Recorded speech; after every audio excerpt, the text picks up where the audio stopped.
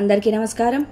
ఈరోజే మోహిని ఏకాదశి, పరమ పవిత్రమైన రోజు, విష్ణుమూర్తికి ఎంతో ఇష్టమైన రోజు. ఈరోజు ఏం చేసినా చేయకపోయినా రాత్రి 12 లోపు ఈ వీడియో చూస్తే చాలు, ఈ కథలు వింటే చాలు. 1 గంటలో మీ దశ మారిపోతుంది. వద్దన్న ఐశ్వర్యం వస్తూనే ఉంటుంది. అదృష్టం మీ తలుపు తడుతుంది. కష్టాలు సమస్యలన్నీ కూడా పోతాయి. పట్టిందల్లా బంగారం అవుతుంది. ఈరోజు ఎవరైతే ఈ కథలు వింటారో వారికి ఉండే జన్మల పాపాలు పోయి కోటి జన్మల పుణ్యం వస్తుంది. ఈరోజు మోహిని ఏకాదశి కథను వింటే చాలు, జన్మల పాపాలు పోయి కోటి జన్మల పుణ్యం వస్తుంది. ఒకసారి పాండవ అగ్రజుడైన ధర్మరాజు శ్రీకృష్ణుడిని చూసి ఇలా ప్రశ్నించాడు. ఓ జనార్దన, వైశాఖ మాస శుక్ల పక్షంలో వచ్చే ఏకాదశి పేరేమిటి? దాన్ని ఆచరించే పద్ధతి ఏమిటి? దాని పద్ధతి ఏమిటి? దాన్ని ఆచరించటం వలన కలిగే ఫలితాలు ఏమిటి? దానికి శ్రీకృష్ణుడు ధర్మరాజుతో ఇలా పలికాడు. ఓ ధర్మనందన, వశిష్ఠుడు శ్రీరాముడికి తెలిపిన ఒక కథను నేను నీకు వివరిస్తాను, సావధానంగా విను అని చెప్పాడు. ఒకసారి శ్రీరాముడు జనకపుత్రి అయిన సీతాదేవి వియోగంతో అత్యంత వేదనకు గురి అయి సమస్త పాప దుఃఖాలు వినాశకరమైన ఒక వ్రతాన్ని గురించి తనకు వివరించమని వశిష్ఠుడిని అడిగాడు. వశిష్ఠుడు ఈ విధంగా చెప్పాడు. శ్రీరామచంద్ర, నీ ప్రశ్న సకల మానవాళికి రామదాయకమైనది. కేవలం నీ మంగళకర నామం ఉచ్చరించినంత మాత్రానే మానవులు పవిత్రులై సమస్త శుభాన్ని పొందగలుగుతున్నారు. అయినా సాధారణ మానవుల లాభం కోసం నేను ఒక మహావ్రతాన్ని వివరిస్తాను, విను అని ఇలా చెప్పసాగాడు. వైశాఖ శుక్ల పక్ష ఏకాదశిని మోహిని ఏకాదశిగా ప్రసిద్ధి చెందింది. అది ఎంతో మంగళకరమైనది. ఆ ఏకాదశిని పాటించటం ద్వారా మనిషి యొక్క సమస్త పాపాలు దుఃఖాలు మాయా పటాపంచలవుతాయి. దానికి సంబంధించిన పరమ మంగళకరమైన కథను నేను చెప్తాను, విను అని అన్నాడు. పవిత్ర సరస్వతి నదీ తీరంలో భద్రావతి అనే ఒక సుందరమైన నగరం ఉండేది. దానిని జ్యోతిమానుడు అనే రాజు పరిపాలిస్తూ ఉండేవాడు. అతడు చంద్రవంశానికి చెందినవాడు. సహిష్ణుత కలిగిన అతడు సత్యసంధుడై ఉండేవాడు. అదే నగరంలో ధనపాలుడు అనే విష్ణు భక్తుడు కూడా ఉండేవాడు. వైశ్య వర్ణానికి చెందిన తన గుణపాలుడు ఎన్నో సత్రాలను, విద్యాలయాలను, విష్ణు మందిరాలను, వైద్యశాలలను, విశాలమైన రహదారులను నిర్మింపచేశాడు. మంచి నీటి బావులను త్రవ్వించాడు. ఉద్యానవనాలను ఏర్పాటు చేశాడు. ఆహార వస్తికలను కల్పించాడు. ఇలా తన దగ్గర ఉన్నటువంటి ధనాన్ని సద్వినియోగపరిచి అతడు తన పేరును నిలబెట్టుకున్నాడు.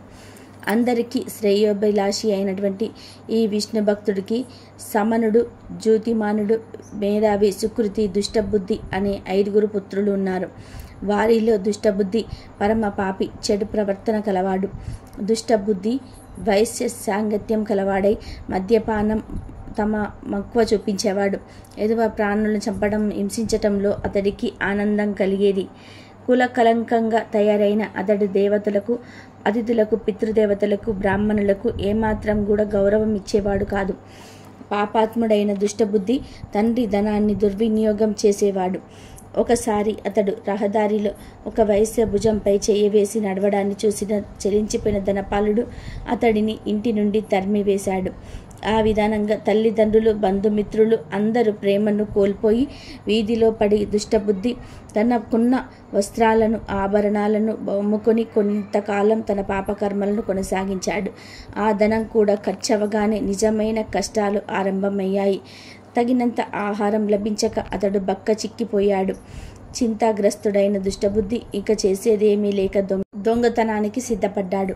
ఒక్కొక్కసారి రక్షక భటులకు కూడా చిక్కిన అతని తండ్రి గొప్పతనాన్ని చూసి వారు అతన్ని వదిలివేసేవారు. కానీ ఒకసారి అతడు ఒక పెద్ద దొంగతనం చేసి పట్టుబడ్డాడు. అతడు రాజు అతడికి దేశ బహిష్కరణ శిక్ష విధించాడు. ఆ విధంగా దేశ బహిష్కరణకు గురి అయిన దుష్టబుద్ధి ఒక గీకారణ్యంలో ప్రవేశించి ఆకలి దప్పులకు లోనై విచక్షణ రహితంగా పశువులను, పక్షులను చంపి పక్షి మాంసాన్ని తినసాగాడు. ఆ విధంగా విలంపులు పట్టుకొని ప్రాణహింస అనే పాపం చేస్తూ అతడు అనేక సంవత్సరాలు గడిపాడు. ఆ విధంగా అడవిలో సంచరిస్తూ ఒకరోజు దుష్టబుద్ధి కౌటిన్య ఋషి ఆశ్రమంలో ప్రవేశించడం జరిగింది. 5 వైశాఖ మాసం. ఆ ఋషి గంగా నదిలో స్నానం చేసి అప్పుడే ఆశ్రమానికి తిరిగి వస్తున్నాడు. దైవాంశంగా ఆ ఋషి వస్త్రం నుంచి ఒక నీటి చుక్క దుష్టబుద్ధి మీద పడింది. దాంతో అతడి సమస్త పాపాలు నశించాయి. వెంటనే పరివర్తన కలిగిన దుష్టబుద్ధి తన పాపాలకు ప్రాయశ్చిత్తం తెలపమని కౌటిల్య ఋషిని ప్రార్థించాడు. అతను మాటలు విన్న కౌటిల్య ఋషి కరుణతో ఈ విధంగా పలికాడు: నీ పాపాలన్నీ కూడా శీఘ్రంగానే నశించిపోతాయి. ఉత్తమమైన పద్ధతిని చెప్తాను విను. వైశాఖ మాసం శుక్లపక్షంలో వచ్చే మోహిని ఏకాదశి మేలు పర్వతమంతా పాపరాశిని అయినా నశింపచేయగలుగుతుంది. కాబట్టి ఆ ఏకాదశిని నీవు శ్రద్ధతో ఆచరించు అని తెలిపాడు. కౌటిల్య ఋషి చెప్పిన మాటలు విన్న దుష్టబుద్ధి తన ఉపదేశించిన విధిని అనుసరించి మోహిని ఏకాదశిని భక్తి శ్రద్ధలతో నిర్వహించాడు. ఆ రథఫలంతో అతడు సమస్త పాపాలకు దూరమై దివ్య దేహాన్ని పొంది గరుడ వాహనం మీద వైకుంఠానికి వెళ్ళాడు. ఈ ఏకాదశి వ్రతం మాయను తొలగించి అజ్ఞానందకారాన్ని ప్రవటాపంచలు చేస్తుంది.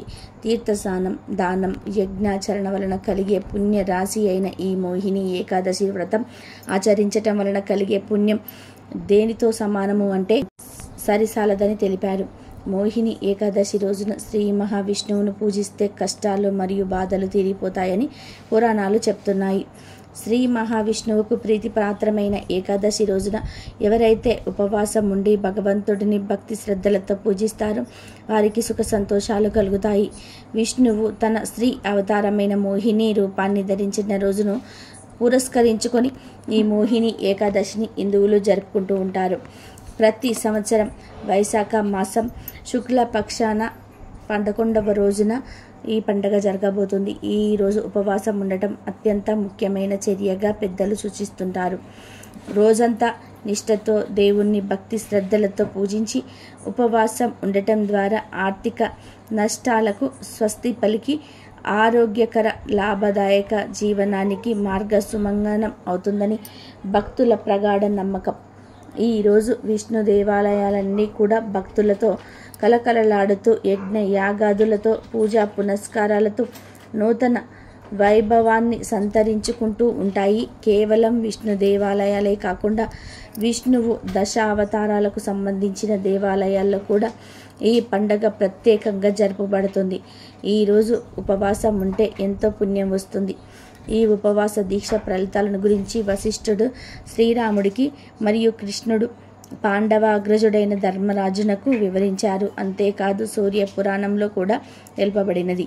ఈ వ్రతం ఆచరించటం ద్వారా యజ్ఞ యాగాదులతో పాలు పంచుకోవటం కన్నా తీర్థయాత్రలకు వెళ్ళడం కన్నా ఉత్తమమైన ఫలితాలను పొందవచ్చునని మరియు జనన మరణాల బాధలు లేకుండా కైవల్యాన్ని పొందగలరని పురాణాలు చెప్పబడుతున్నాయి.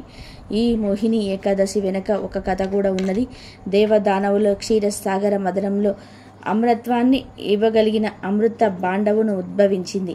కానీ ఈ అమృత బాండవం తమకే సొంతం కావాలని భావించిన ఇరు వర్గాల మధ్య జరిగిన పోరులో దానవుల చేతికి అమృత బాండవం చిక్కితే వారు అమరులవ్వటం వలన లోకాలు అల్లకల్లోలమవుతాయని భావించిన దేవతలు తెలివైన విష్ణువే ఈ సమస్యకు పరిష్కారాన్ని చూపగలడు అని తెలుసుకొని ఆశ్రయించారు.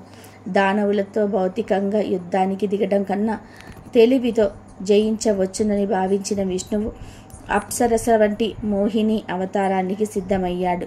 మోహిని అనగా ఆకర్షణ అని కూడా అర్థం ఉంది.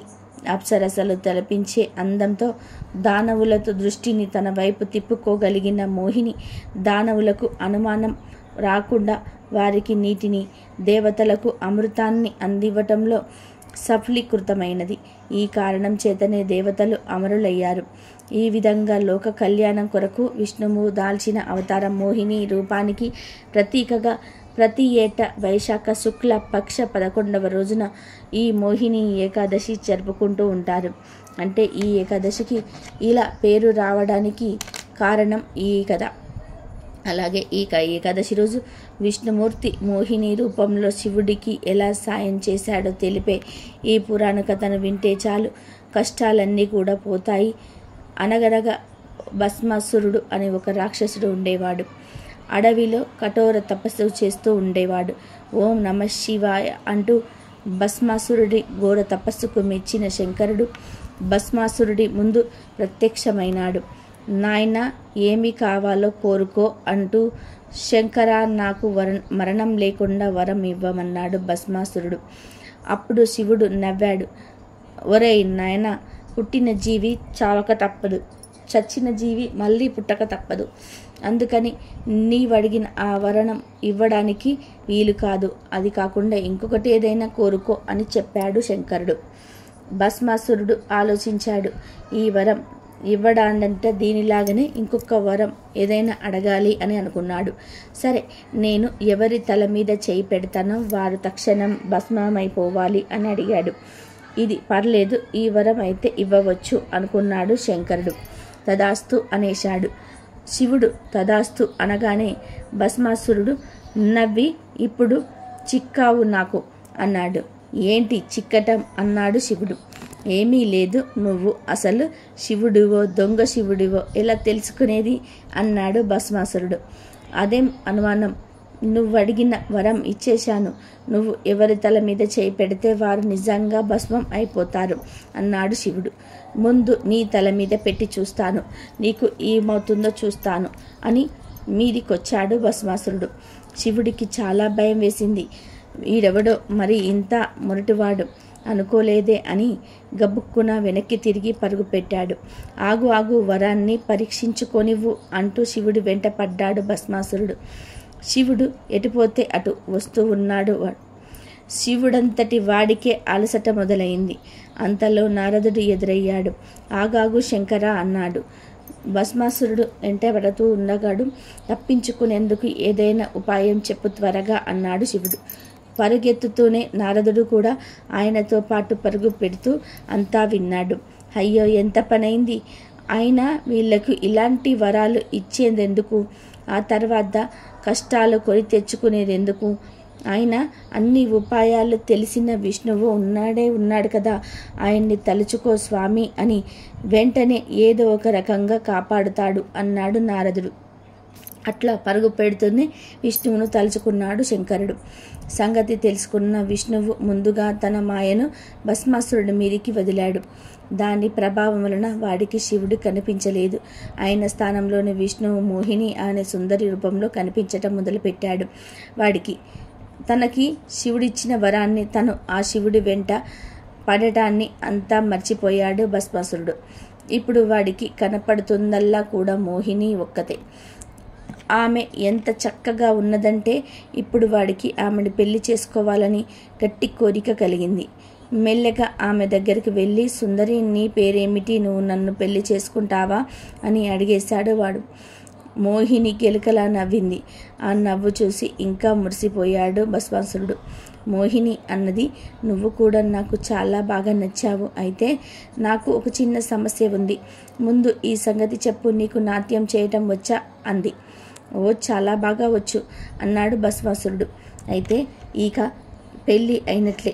నువ్వు నేను చేసుకున్నట్టు నాట్యం చెయ్యి, నాకంటే బాగా చెయ్యాలి. మరి నాట్యంలో నన్ను ఓడించిన వాడినే నేను పెళ్లి చేసుకుంటాను అని నా జాతకంలో ఉందట వంకరగా చెప్పింది మోహిని. ఓస్, దాంతేముంది, మొదలుపెట్టు నాట్యం అన్నాడు భస్మాసురుడు. మోహిని నాట్యం మొదలుపెట్టింది. ఆమె ఎట్లా ఆడితే అట్లా ఆడసాగాడు భస్మాసురుడు. క్రమంగా నాట్యం వేగం పుంజుకుంది. మోహిని తన తల మీద చెయ్యి పెట్టుకొని నాట్యం చేసింది. ఈ నాట్యం భలే ఉంది అనుకున్నాడు భస్మాసురుడు. ఆ మొరటు వారికి తన వరం సంగతి గుర్తే లేదు. ఆమె మాదిరిగా తాను కూడా తల మీద చెయ్యి పెట్టుకున్నాడు. మరుక్షణంలో వాడు కూడా కాస్త భస్మమైపోయాడు. లోకానికి భస్మాసురుడి పీడ విరగడైపోయింది. తనను లోకాన్ని కాపాడిన విష్ణువుకు ధన్యవాదాలు చెప్పుకున్నాడు శివుడు. అర్హత లేని వాడికి ఇలాంటి వరాహాలు దొరికితే ఎలాగా అని నవ్వాడు విష్ణువు. అలాగే ఈరోజు మూర్ఖులకు, అర్థం చేసుకునే మనసు లేని వారికి సాయం చేయాలని చూస్తే ఏం జరుగుతుందో తెలిపే ఈ పవిత్ర కథను వింటే చాలు, ధనానికి లోటు అనేది రాదు. పూర్వం దండకారణ్యంలో ఓ చెట్టు మీద సూచి ముఖం అనే ఒక పక్షి నివసిస్తూ ఉండేది. దానికి ఇతరులకు సహాయపడాలన్న సద్బుద్ధి ఉండేది.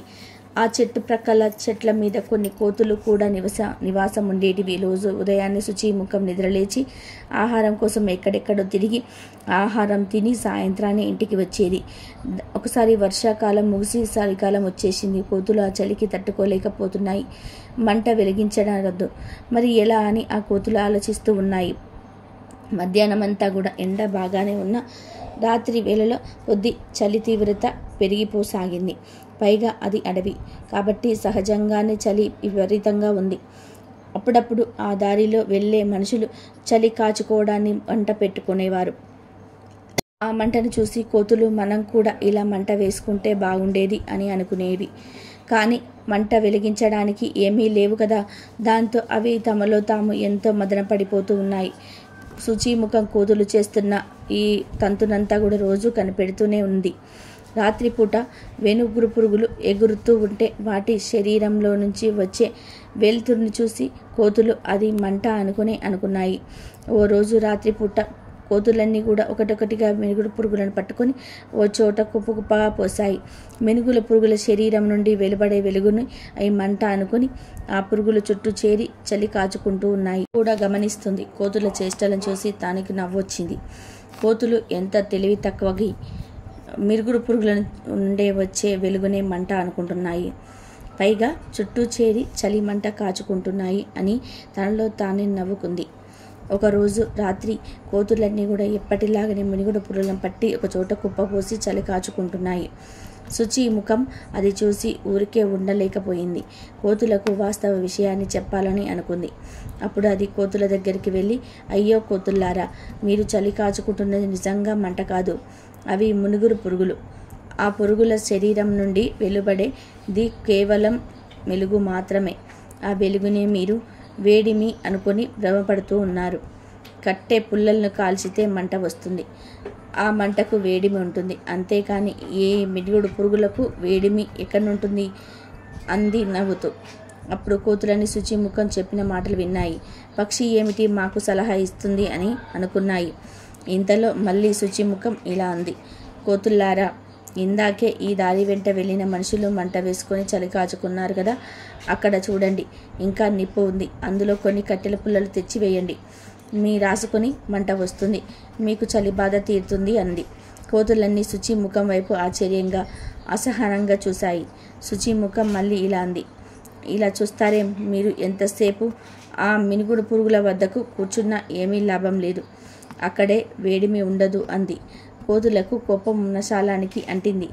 వాటిల్లో ఒకటి తెలివిగా శుచిముఖంతో ఆ మంట ఎలా వేయాలో కాస్త మా దగ్గరికి వచ్చి చూపించకూడదు అంది. తనను సలహా అడిగారన్న ఉత్సాహంతో శుచిముఖం ఒళ్ళు మరిచి పాపం కోతుల దగ్గరికి వెళ్ళింది అమాయకంగా. అప్పటికే బాగా కోపంతో ఉన్న కోతులు ఒక్క ఊదుటున శుచిముఖాన్ని గట్టిగా పట్టుకున్నాయి. ఓరి బడవ, మేము ఇంత పెద్ద జంతువులం, మేము వేలేడంత లేవు, అయినా మాకు సలహా ఇస్తూనే నీతులు కూడా చెప్తూ ఉన్నావా, నీకున్న పాటి బుద్ధి మాకు లేదా ఏమిటి అని కోతులు కోపంగానే తమకు మంచి చేయబోయిన శుచిముఖం మెడ పట్టుకొని పిసికి చంపేశాయి. కాబట్టి మూర్ఖులకు హితవు చెప్పరాదు, సలహా ఇవ్వరాదు, ఎందుకంటే బుద్ధిహీనులు మంచివాళ్ళు చెప్పిన మాటలను వినరు. పైగా వాళ్ళ వల్ల బుద్ధిమంతులకు ప్రాణహాని ఏర్పడుతుంది. కాబట్టి దుష్టులకు బుద్ధిహీనులకు దూరంగా ఉండటం శ్రేయస్కరం. లేదంటే శుచిముఖానికి పట్టిన లాంటి కథే మంచి వారికి కూడా పడుతుంది. అలాగే ఈరోజు భగవంతుడు ఎవరికి కనిపిస్తాడో తెలియజేసే ఈ పవిత్ర కథను వింటే చాలు, ఆ శ్రీ మహావిష్ణువును అనుగ్రహం లభిస్తుంది. ఇక పట్టిందల్లా బంగారం అవుతుంది. ఒక రాజు ఉండేవాడు. అతడు న్యాయం అంటే చాలా ప్రీతి కలవాడు, ప్రజలంటే వాత్సల్యం కలవాడు, ధర్మ స్వభావం కలవాడు.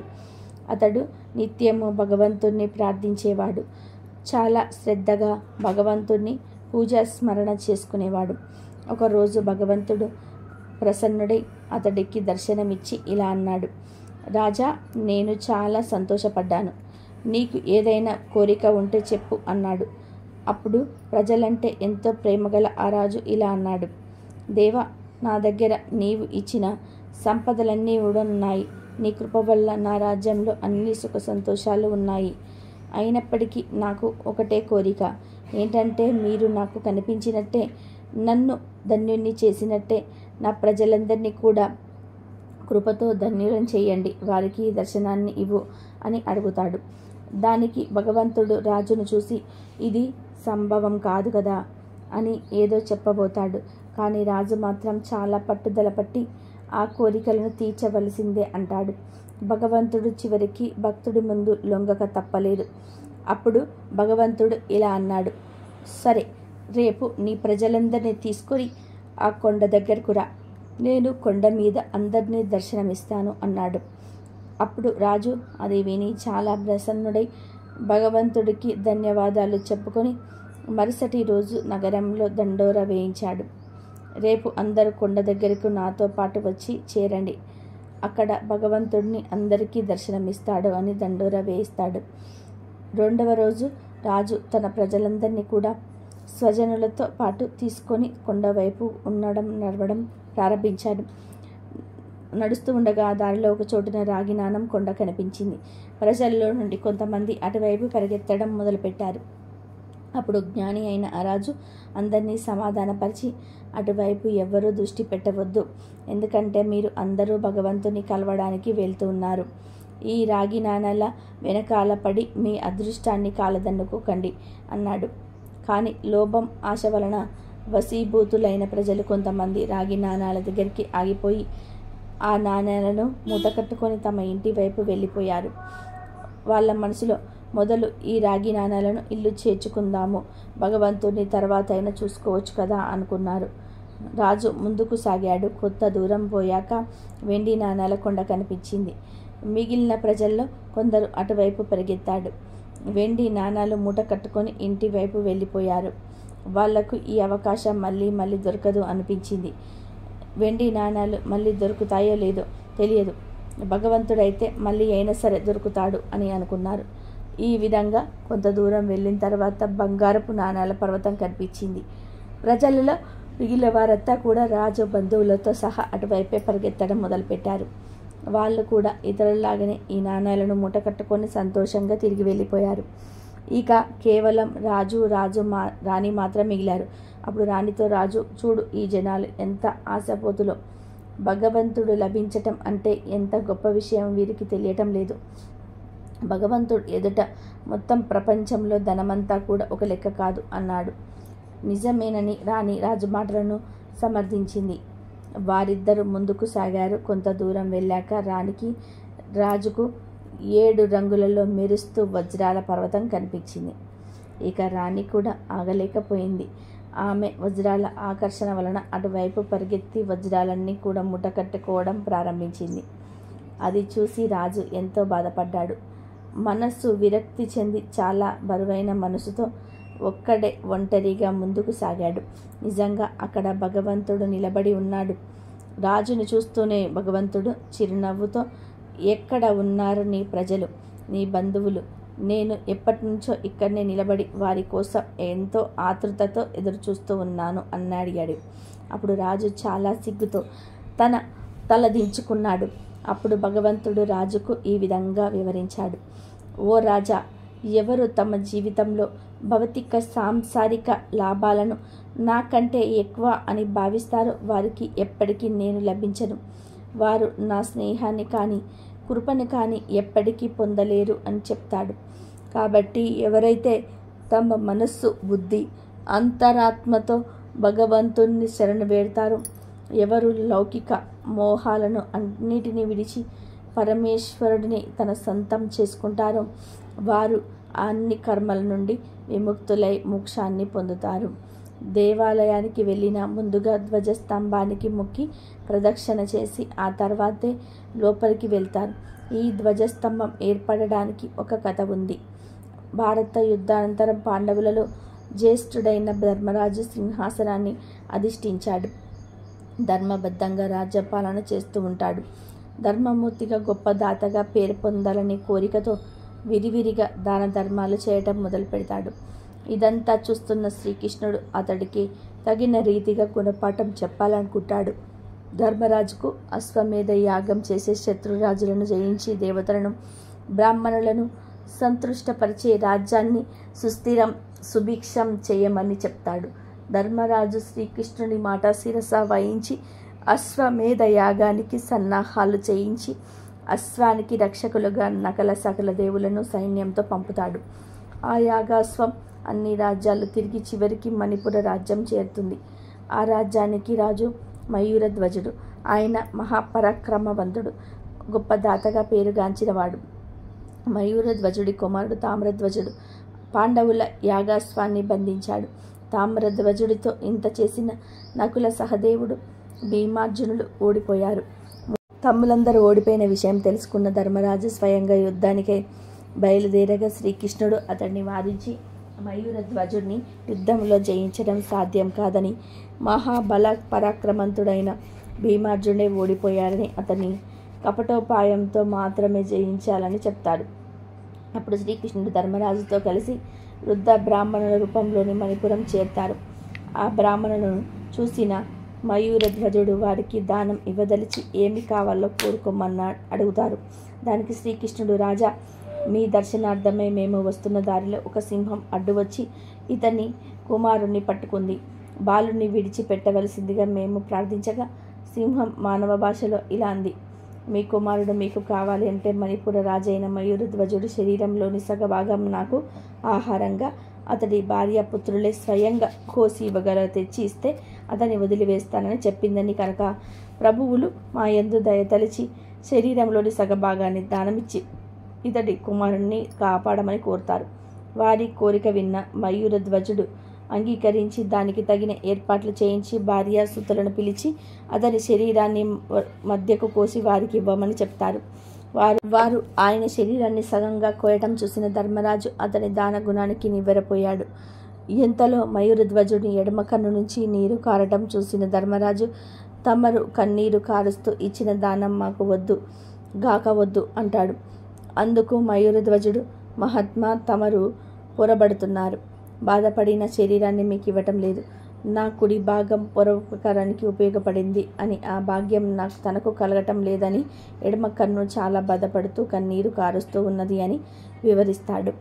మయూరధ్వజుడిని దానశీలతకు మెచ్చిన శ్రీకృష్ణుడు తన నిజ రూపాన్ని చూపి, మయూరధ్వజ, నీ దానగుణం అమోఘం, ఏదైనా వరం కోరుకో అనుగ్రహిస్తాను అంటాడు. పరమాత్మ, నా శరీరం నశించిన నా ఆత్మ పురోపకారార్థం ఉపయోగపడేలాగా నిత్యం మీ ముందు ఉండేలాగా అనుగ్రహించండి అని కోరుతాడు మయూరధ్వజుడు. అందుకు శ్రీకృష్ణుడు తదాస్తు అని పలికి మయూరధ్వజుడిని నీటి నుంచి ప్రతి దేవాలయంని గుర్తుగా నీ పేరున ధ్వజస్తంభాలు వెలుస్తాయి. వాటిని ఆశ్రయించిన నీ ఆత్మ నిత్యం దైవ సన్నిధిలో ఉంటుంది. ముందు నిన్ను దర్శించి ప్రదక్షిణం నమస్కారాలు ఉచ్చరించిన మీదటనే ప్రజలు తమ ఇష్ట దైవాలను దర్శించుకుంటారు. ప్రతినిత్యం నీ శరీరమున దీపం ఎవరు ఉంచుతారో వారి జన్మ సఫలమవుతుంది. నీ నెత్తిన ఉంచిన దీపం రాత్రులయందు బాటసార్లకు దారి చూపే దీపం అవుతుంది అంటూ అనుగ్రహించాడు. ఆనాటి నుండి దేవాలయాలయందు ధ్వజస్తంభాలు తప్పనిసరిగా ప్రతిష్ఠించడం ఆచారమైంది. భక్తులు ముందుగా గజస్తంభానికి మొక్కి ఆ తర్వాతే మూల విరాట్లు దర్శనం చేసుకోవడం సాంప్రదాయంగా మారింది. అదే విధానంగా ఈ ఏకాదశి రోజు నిజమైన ధర్మాత్ముడు ఎవరో తెలిపే పవిత్ర కథను వింటే చాలు సకల ఐశ్వర్యాలు సిద్ధిస్తాయి. పూర్వం ఒక రాజుకు 4 కొడుకులు ఉండేవారు. ఆ రాజుకు వయసు అయిపోయింది. దాంతో రాజ్యాన్ని తన కొడుకులలో ఎవరో ఒకరికి అప్పచెప్పాలని అనుకుంటాడు. ఎవడైతే సర్వాధికుడైన ధర్మాత్ముని వెతికి తీసుకువస్తాడో అతడికే రాజ్యాధికారం ఇస్తాను అని ఆ రాజు తన కొడుకులతో అంటాడు. రాకుమారులు దానికి అంగీకరించి 4 తన గుర్రాలు తీసుకుని 4 దిక్కులకు బయలుదేరారు. అలా కొంతకాలం గడిచింది. ఇన్నాళ్ల తర్వాత పెద్ద కొడుకు తిరిగి వచ్చి తండ్రికి ఎదురుగా ఓ వ్యాపారిని నిలబెట్టి, ఈయన వేలాది రూపాయలు దానం చేస్తుంటాడు. ఎన్నో గుళ్ళు గోపురాలు కట్టించాడు. చెరువులు తవ్వించాడు. చలివేంద్రాలు ఏర్పాటు చేశాడు. తీర్థక్షేత్రాలలో ఎన్నో వ్రతాలు చేస్తూ ఉంటాడు. నిత్యం పురాణ శ్రవణం చేస్తూ ఉంటారు. గోపూజలు చేస్తూ ఉంటాడు. ప్రపంచంలో వీరిని మించిన గొప్ప ధర్మాత్ముడు ఎవరు ఉండరు అన్నాడు. ఆయన నిశ్చయంగా ధర్మాత్ముడే అని పలికిన రాజు ఆ వ్యాపారిని సత్కరించి పంపివేశాడు. 2వ కొడుకు ఓ బక్కచిక్కిన బ్రాహ్మణుడు తీసుకుని వచ్చి, ఈ బ్రాహ్మణుడు 4 ధామాలకు సప్తపురాలకు కాలి నడకన వెళ్ళి యాత్రలు చేసి వచ్చాడు. సదా వీరు చాంద్రాయణ వ్రతం చేస్తూ ఉంటాడు.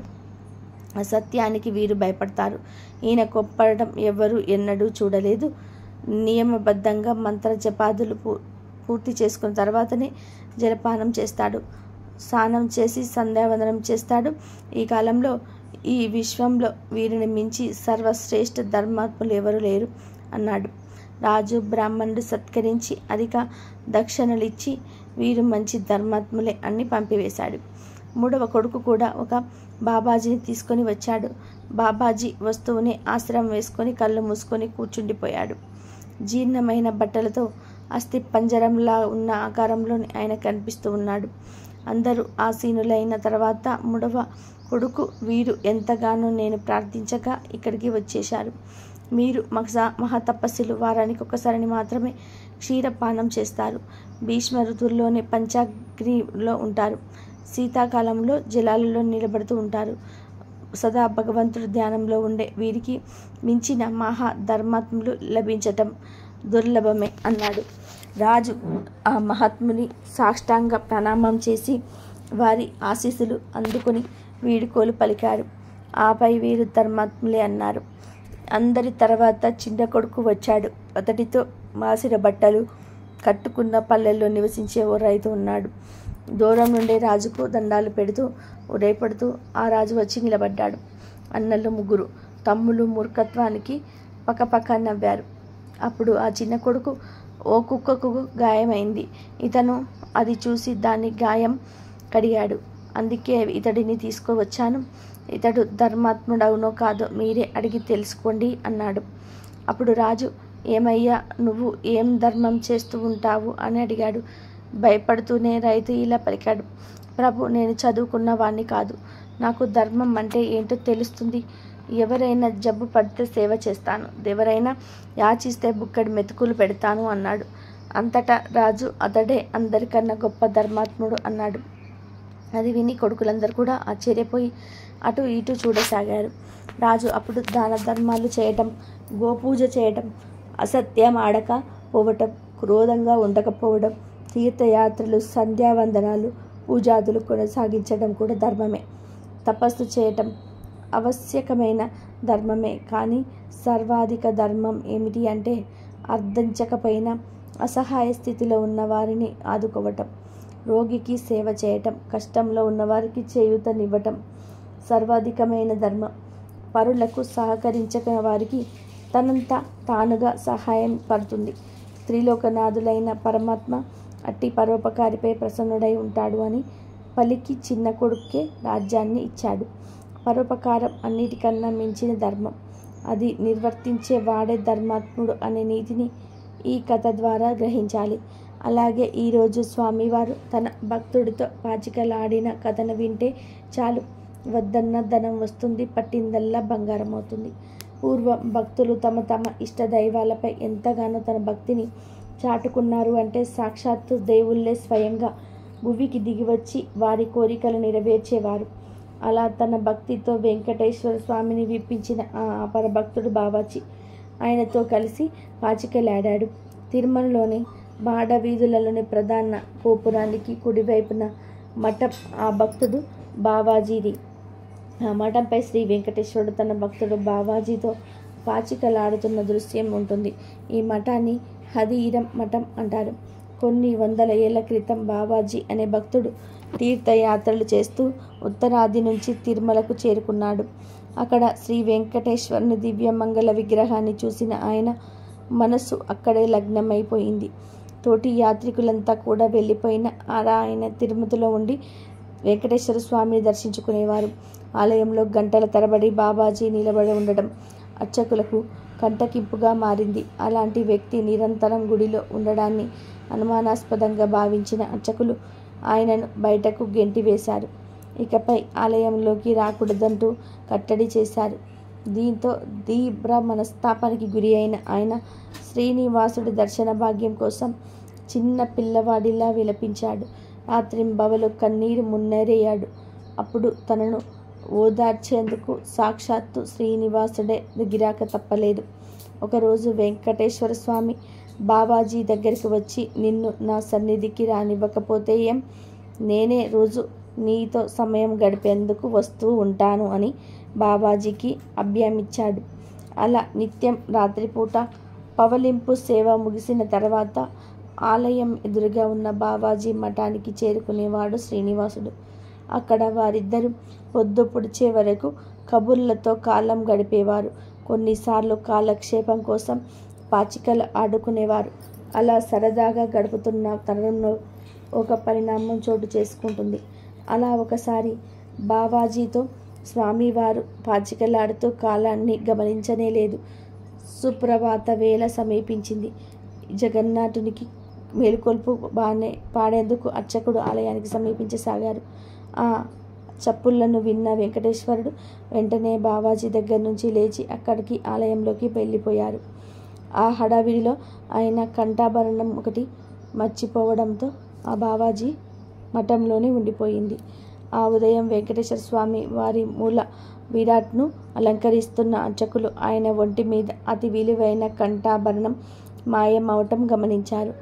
అదే సమయంలో తమ మఠంలో ఉండిపోయిన కంఠాభరణాన్ని తిరిగి ఇచ్చేందుకు బాబాజీ ఆలయంలోకి ప్రవేశించగా అతడి చేతిలో ఉన్న ఆ ఆభరణాన్ని చూడగానే అర్చకులు మరేమీ ఆలోచించకుండా దాన్ని లాక్కొని ఆయనను దొంగగా పరిగణించి దూషిస్తూ స్థానిక నవాబు దగ్గరికి తీసుకుపోయారు. నవాబు గారు బాబాజీని ఆ ఆభరణాన్ని ఎందుకు ఎలా దొంగిలించావని ప్రశ్నించగా తానేమి దాన్ని దొంగిలించలేదని బాబాజీ పేర్కొన్నారు. సాక్షాత్ శ్రీనివాసుడు తనతో రాత్రంతా పాచికలు ఆడాడని అర్చకులు రావడంతో హడావిడిగా స్వామివారి ఆలయంలోకి విచ్చేయడంతో తన ఘంటాభరణాన్ని తన మఠంలోనే మర్చిపోయాడని వివరించాడు. కానీ ఎవరూ అది నమ్మలేదు. బాబాజీని కారాగారంలో పడేశారు. అప్పుడు నవాబు నిజంగానే ఆ శ్రీనివాసుడు ప్రతి రాత్రి నీకోసం వచ్చిన మాట నిజమే అయితే నీకు ఒక పరీక్షను పెడుతున్నాను. ఈ కారాగారం నిండా బండెడు చెరుకు గడలు వేస్తున్నాను. ఉదయం సూర్యుడు పొడిచే వేళకు అవన్నీ పొడి పొడిగా మారిపోవాలి అని బాబాజీకి పరీక్ష పెడతాడు. బయట సైనికులను కాపలా పెడతాడు. అయితే ఆ రోజు అర్ధరాత్రి బాబాజీని బంధించిన గది నుంచి ఏనుగు గీంకారాలు వినిపిస్తాయి. అవి ఏమిటని లోపలికి తొంగి చూసిన సైనికుల ఆశ్చర్యానికి అంతు లేకుండా పోతుంది. ఆ గదిలో నామాలు ధరించిన ఆ యొక్క ఏనుగు బండెడు చెరుకు గడులను సునాయాసంగా పిప్పి చేయసాగింది. మూసిన తలుపులు మూసినట్లే ఉన్నాయి. ఎక్కడి కావలి వాళ్ళు అక్కడే ఉన్నారు. అయినా ఒక ఏనుగు లోపలికి చక్కగా ప్రవేశించగలిగింది. ఆ కార్యక్రమం జరుగుతున్నంత వరకు బాబాజీ రామనామస్మరణ చేస్తూనే ఉన్నారు. అప్పటి నుంచి ఆయనకు హరిరామ్ బాబాజీ అనే పేరు స్థిరపడిపోయింది. హరిరామ్ భక్తిని స్వయంగా చూసిన నవాబు ఆయన ఆలయ అధికారిగా నియమించాడు. అలాగే ఈ ఏకాదశి రోజు దేవుడు ఎప్పుడు ఎలా వచ్చి మనకు దర్శనమిస్తాడో తెలిపే కథను వింటే చాలు, పెద్దరికం మీ దరి చేరదు. పూర్వం ఒక అవ్వ ఉండేది. ఆ అవ్వ ఎప్పుడు కూర్చున్నా సరే, వంగున్నా సరే, పైకి లేచినా సరే నారాయణ నారాయణ అంటూ ఉండేది. ఆమె మనవడి పేరు విష్ణువు. ఒకసారి విష్ణు అవ్వతో, ఎందుకవ్వా ఎప్పుడు నువ్వు నారాయణ నారాయణ అని అంటూనే ఉంటావు? ఆ నారాయణుడు ఒకసారి నాకు కూడా చూపించు అని అడిగారు. అప్పుడు అవ్వ, నారాయణుడు ఉన్నాడు, కానీ ఆయన మనకు కనిపించడు నాయన అని చెప్పింది. అదేంటవ్వా, దేవుడున్నాడు అంటావు కానీ కనిపించడు అంటావు నువ్వే. ఉన్నవాడు కనిపించాలి కదా. ఏమో, నేను మాత్రం దేవుణ్ణి చూడాల్సిందే. రేపు నన్ను తొందరగా నిద్రలేపు. ఇక్కడ కనపడిన దేవుడు మరెక్కడైనా కనిపిస్తాడేమో చూసి వస్తాను నేను అని చెప్పి పడుకున్నాడు విష్ణు.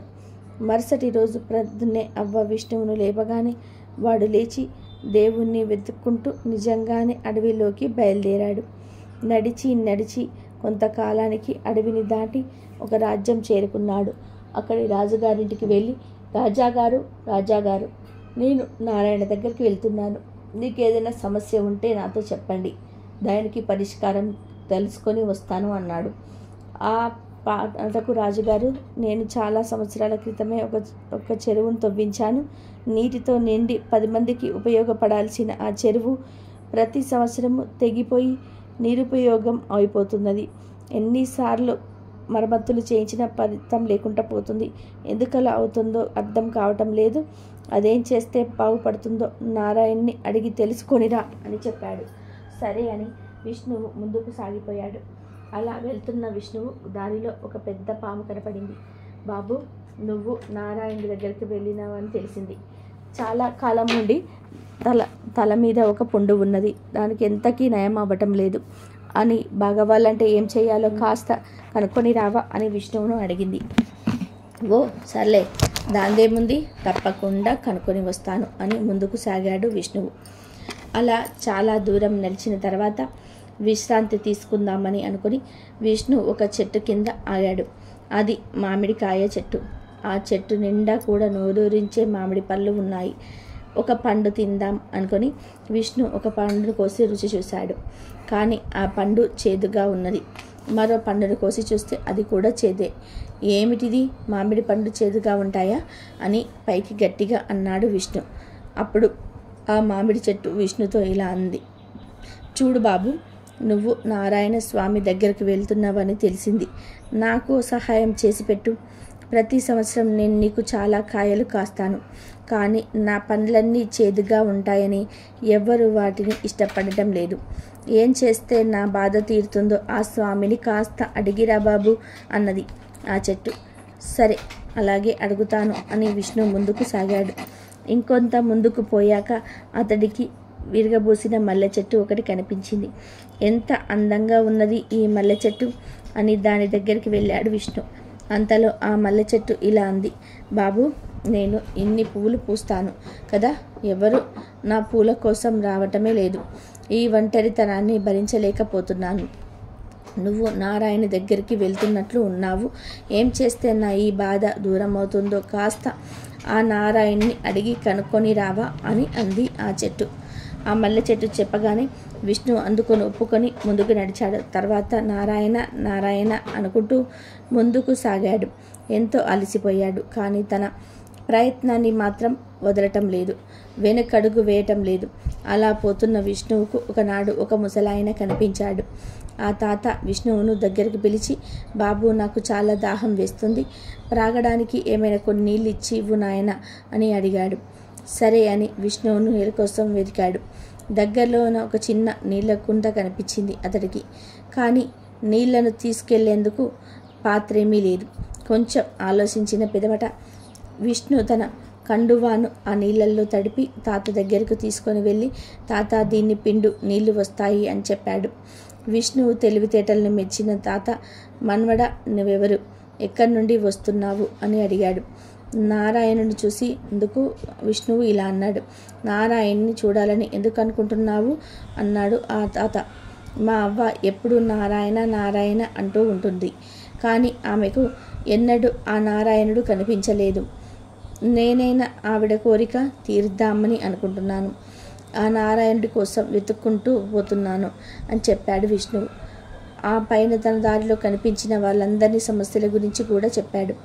అప్పుడు ఆ తాత, నారాయణుని గురించి అయితే నేనేమి చెప్పలేను, కానీ మిగిలిన వాళ్ళ సమస్యల్ని మాత్రం తీర్చగలను. గత జన్మలో ఆ మల్లె చెట్టు ఒక అమ్మాయిగా పుట్టింది. అప్పుడు ఆ పిల్ల చాలా పూల తీగలను కాళ్ళతో అదే పనిగా తొక్కుతూ ఉండేది. అందుకే ఈ జన్మలో ఆమెకు ఇలా జరుగుతూ ఉన్నది అని చెప్పాడు. మరి దానికి ఏమీ పరిష్కారం లేదా తాత అని అడిగారు విష్ణు. లేకేమీ ఉంది. ఆ చెట్టు పూలను ఎవరైనా ఒక రాణి తన తలలో ముడుచుకుంటే ఆ తర్వాత ఆ చెట్టు పూలను అందరూ వాడతారు అన్నాడు తాత. ఆ తర్వాత ఆ మామిడి చెట్టు గురించి అడిగాడు విష్ణువు. ఆ మామిడి చెట్టు కూడా కింద బిందెడు బంగారం ఉంది. దానిని దోవలో పోయే దాసప్పకు ఇస్తే ఆ మామిడికాయలు తీయగా పండుతాయి అన్నాడు తాత. సరే అని ఇక పాము గురించి అడిగాడు విష్ణు. ఆ పాము పుట్టలో ఒక వజ్రాల హారం ఉంది. దానిని దోవలో పోయే దాసప్పకు ఇస్తే ఆ పాముకు పుండు వేలవుతుంది అని చెప్పాడు తాత. ఇక రాజుగారి గురించి అడిగాడు విష్ణు. రాజు దోవలో పోయే దాసప్పను తెచ్చి ఇంట్లో పెట్టుకొని చదివించి రాజును చేస్తే అతడికి మేలు జరుగుతుంది, సమస్యలన్నీ తీరిపోతాయి అని చెప్పాడు తాత. తన మాట ఎలా ఉన్నా మిగిలిన వారందరి సమస్యలకు పరిష్కారం అయితే దొరికిందన్న సంతోషంతో వెనక్కి తిరిగాడు విష్ణువు. తొలుత ఎదురైన మల్లె చెట్టుతో తన సమస్యకు పరిష్కారం చెప్పాడు. అప్పుడు ఆ మల్లె చెట్టు, వేరే ఎవరో ఎందుకు కానీ నువ్వే నా పూలను కోసుకొని వెళ్ళి రాణిగారికి ఇవ్వరాదు అన్నది. సరేనని కొన్ని పూలను కోసుకొని ముందుకు పోతూ ఆ తర్వాత ఎదురైన మామిడి చెట్టుతో తాను సమస్య ఎలా తీరగలదో చెప్పాడు విష్ణువు. అప్పుడు ఆ మామిడి చెట్టు, వేరే ఎవరున్నారు ఇక్కడ, నువ్వే తీసుకో ఆ బిందెడు బంగారాన్ని అన్నది. సరేనని బంగారం తీసుకొని ముందుకు సాగాడు విష్ణు. ఆ తర్వాత ఎదురైన పాముకు కూడా పరిష్కారం చెప్పాడు. ఆ పాము తన పుట్టలో పడి ఉన్న రత్నాల హారాన్ని తెచ్చి విష్ణువుకి ఇచ్చింది. చివరకు రాజును కలిసి అతనికి సమస్యకు పరిష్కారం చెప్పాడు విష్ణువు. ఎవరినో తెచ్చి ఇంట్లో పెట్టుకునేందుకు నువ్వే ఉండు అని రాజుగారు విష్ణువుకు అర్ధరాజ్యాన్ని ఇచ్చి విష్ణువును అవ్వను తనతో పాటే ఉంచుకున్నారు. అంతలోని విష్ణువుకు నారాయణి కలుచుకోలేదని మళ్ళా గుర్తుకు వచ్చింది. తన మతి మరుపుకు బాధపడుతున్న విష్ణువుతో అవ్వ ఇలా అంది. దేవుడు ఏ రూపంలోనైనా ఉంటాడు, ఎక్కడైనా ఉంటాడు. కష్టాల్లో ఉన్న వారికి సహాయం చేస్తే ఆ దేవుడు మనల్ని చల్లగా చూస్తాడు, కనికరిస్తాడు. నువ్వు నారాయణ్ణి చూడలేదని బాధపడవలసిన అవసరం లేదు. నీకు కనిపించిన ఆ ముసలాయన ఎవరనుకుంటున్నావు? ఇంకా అర్థం కాలేదా? ఆ నారాయణుడే అని అవ్వ విష్ణువుతో చెప్పింది. కాబట్టి ఆ దేవుడు ఎప్పుడు ఏ రూపంలో వచ్చి మన కష్టాలు తీర్చే మార్గాన్ని చూపిస్తాడో ఎవరికీ తెలియదు. కానీ మనస్ఫూర్తిగా దృఢ సంకల్పంతో దేవుడి కోసం ఎదురు చూస్తే ఖచ్చితంగా దేవుడు మనకు దర్శనమిస్తాడు. అలాగే ఈరోజు లక్ష్మీ నారాయణుడు ఇద్దరు కలిసి పూలి ఎందుకు దొంగతనం చేశారో తెలిపే ఈ కథను వింటే చాలు రాజయోగం పడుతుంది. పూర్వకాలంలో అనంతాచార్యులు అనే భక్తుడు ఉండేవాడు. ఇతడు శ్రీమద్రామానుజాచార్యుల వారి ప్రియ శిష్యుడు. శ్రీ రామానుజాచార్యుల వారి ఆదేశానుసారం అనంతాచార్యుల భార్యతో సహా తిరుమల చేరి శ్రీనివాసుని సేవిస్తూ కాలం గడిపేసాగారు. అనంతాచార్యులు తిరుమల దగ్గరలో ఒక పూల తోటను ఏర్పాటు చేసి రోజు ఆ తోటలోని పుష్పాలతోనే స్వామివారికి పూజ చేసేవారు. శ్రీ లక్ష్మీనారాయణులకు ఆ పూల తోట ఎంతో ప్రాణప్రదమైనది.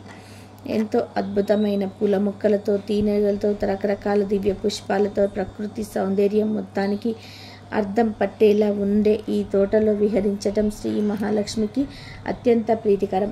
అందుకే లక్ష్మీదేవి ప్రతిరోజు రాత్రి వేళలో తన నాదుడు తోడు రాగా ఈ వనంలో విహరిస్తూ ఆటపాటలాడుతూ మైమరిచిపోయేది.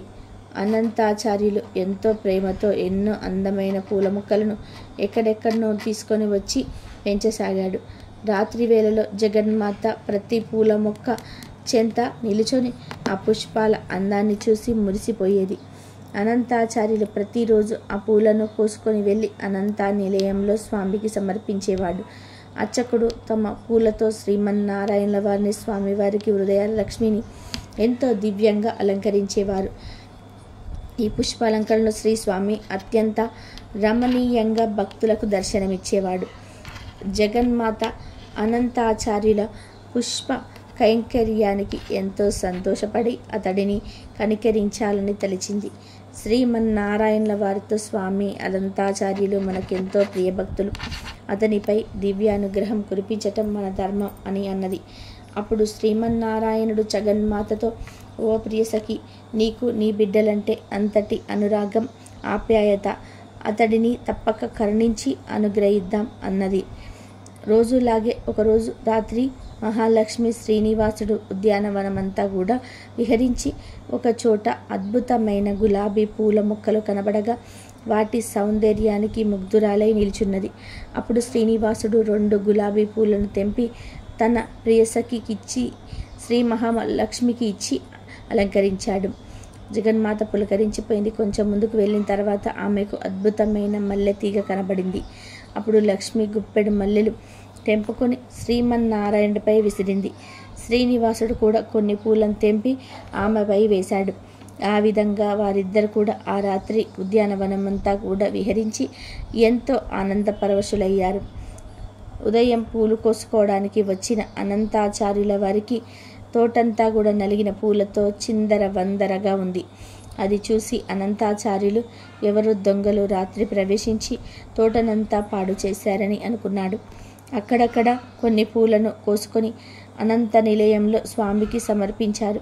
ఆ రోజు రాత్రి శ్రీమన్నారాయణుడు, శ్రీ మహాలక్ష్మి తిరిగి తోటకు వచ్చారు.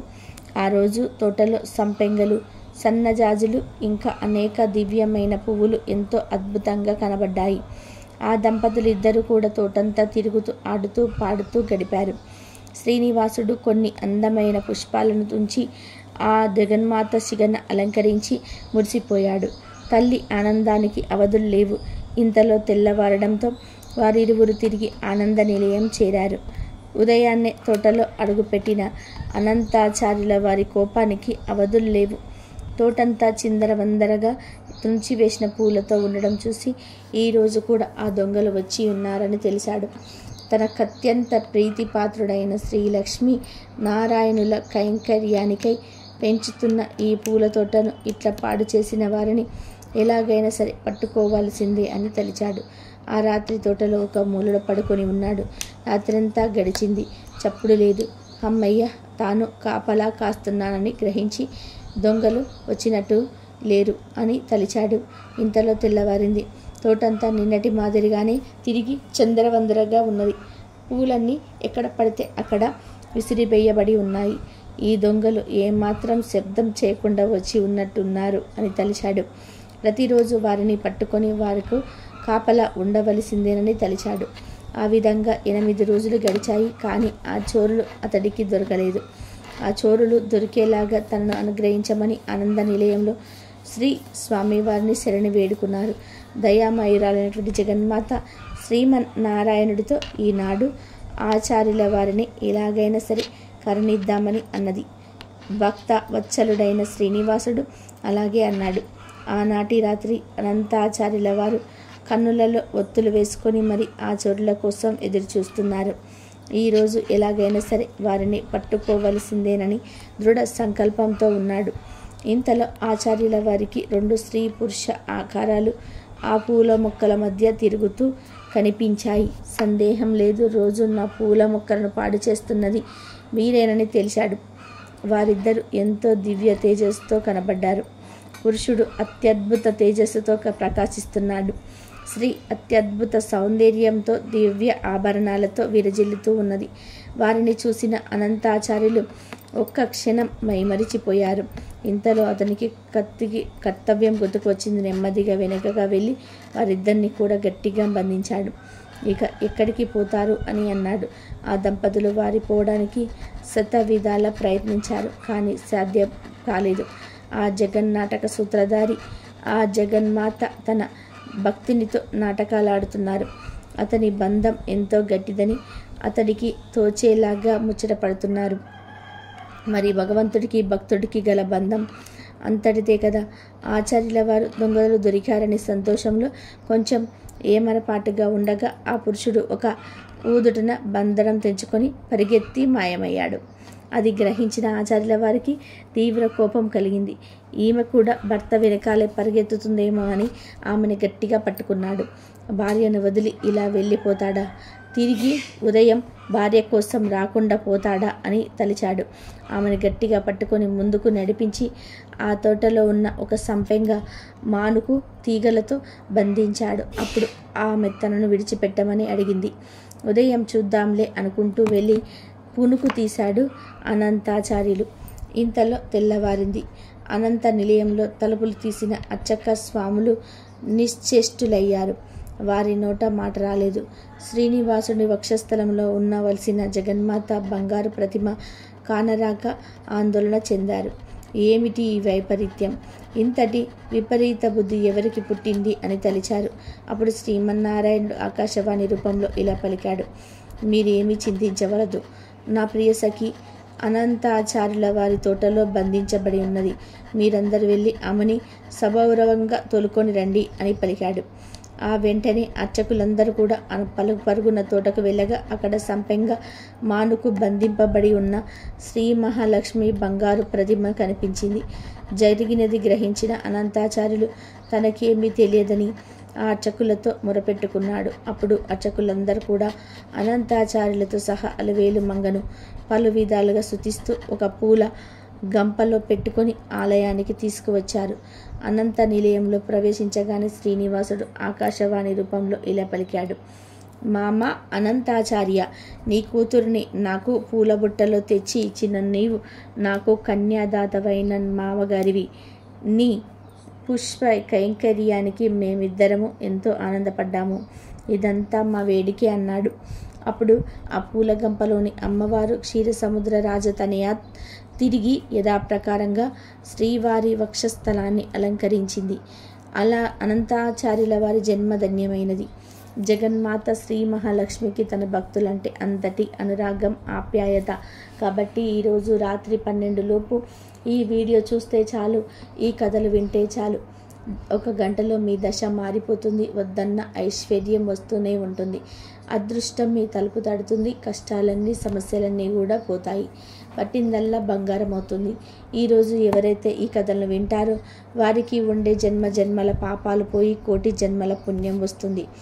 కాబట్టి ఆ శ్రీనివాసుని అనుగ్రహం, ఆ అమ్మవారి అనుగ్రహం అందరిపైన ఉండాలని మనస్ఫూర్తిగా కోరుకుంటూ, ఈ కథ మొత్తం విన్నందుకు ఆ విష్ణుమూర్తి ఆ మోహిని అవతారంలో అందరినీ అనుగ్రహించాలని మనస్ఫూర్తిగా కోరుకుంటున్నాను. ఇంతవరకు చూసినందుకు ధన్యవాదాలు.